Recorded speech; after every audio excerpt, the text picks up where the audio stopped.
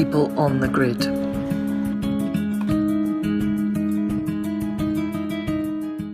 Fintan Kerr, who is a wine cuentista. Yeah.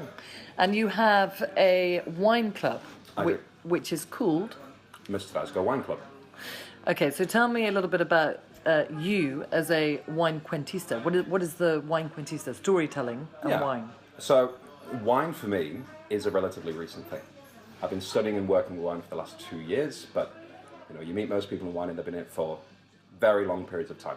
So this place that we're in at the moment, Bodega Maestrazgo, was how I used to unwind after a day's work, come in here, drink a glass of wine. And Jose, the owner, was the first person who really started to explain wine to me. Mm-hmm. And I just became fascinated by how subtle nuances and the soil, the climate, the different trellising systems, what you then do in the winery, could influence the final product, which is how something tastes. And I started to organize very small wine tasting events, and they just became very, very popular. And people enjoyed them, and I enjoyed giving them. So I decided, well, let's make a go of this. Let's see if we can make it work. I see. So how many people can attend? 10, maximum. Groups are always 10. We want to keep it small and intimate.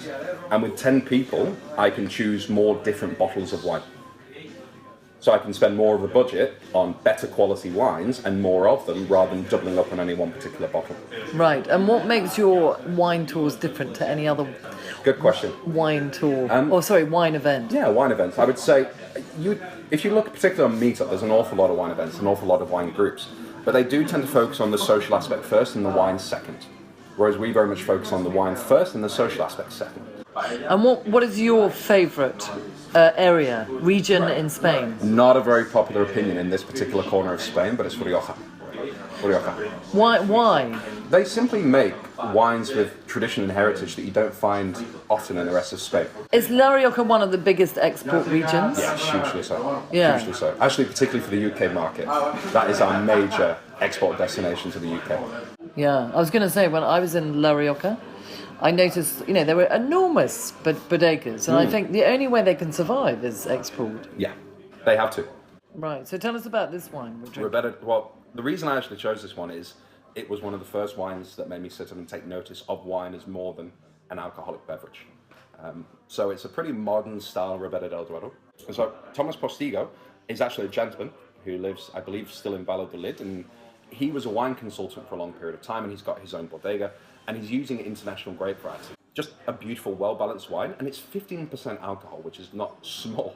It's a very big wine, but you don't get that sense of heat on the mouth, which for me means that the wine's in a nice balance.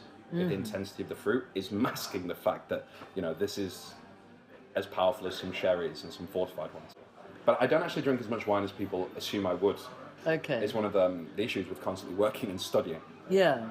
You're studying at the moment? The diploma with the Wine and Spirit Education Trust, so the final level with, if you like, the world's biggest education body of wine. And you're doing this in London? Yes. Unfortunately, we can't study it in Spain. There's no school that's able to offer that level of education here.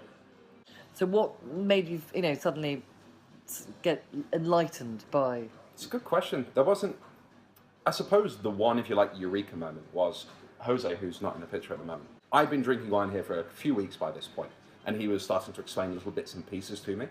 And I said to him, would you be interested in doing a wine tasting for me? So I'll bring some friends. Mm-hmm. I'd be interested for you to explain Spanish wine to me in a way that we can understand. He went, sure, if you come here. I forget what day or what time it was, but it was the evening one night. And it just, I don't know, I went, this is so much fun. This is really, really interesting.